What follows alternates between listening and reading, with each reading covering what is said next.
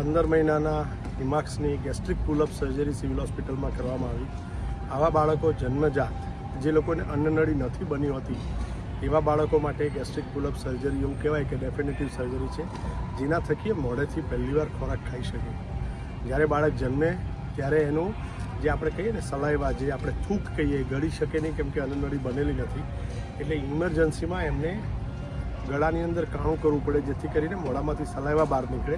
એ જ રીતે પેટમાં હોજરીમાં એક ટ્યુબ મૂકી અને એનાથી ફીડિંગ આપવામાં આવે। અને આવા બાળકોના માતા પિતાને ખૂબ ધન્યવાદ છે, કારણ કે સમય જોવાનો નહીં, 24/7 દર 2 કલાકે પોતાના બાળકને ટ્યુબમાંથી ફીડિંગ આપી અને લગભગ એમ કહીએ કે વર્ષ સુધી, 1.5 વર્ષ સુધી એમને મેન્ટેન કરવાના, એમનું સ્વાસ્થ્ય સારું કરવાનું, એમનું વજન વધે એની કાળજી લેવાની, એના પછી આ સર્જરી કરવામાં આવે છે।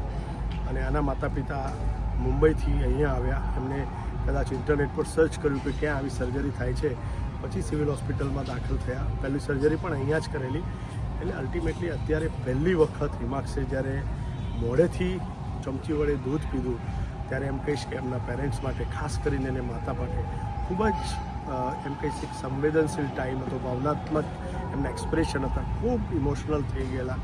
અને આવા દરેક બાળકના માતા પિતાને ખરેખર ધન્યવાદ આપવા જોઈએ।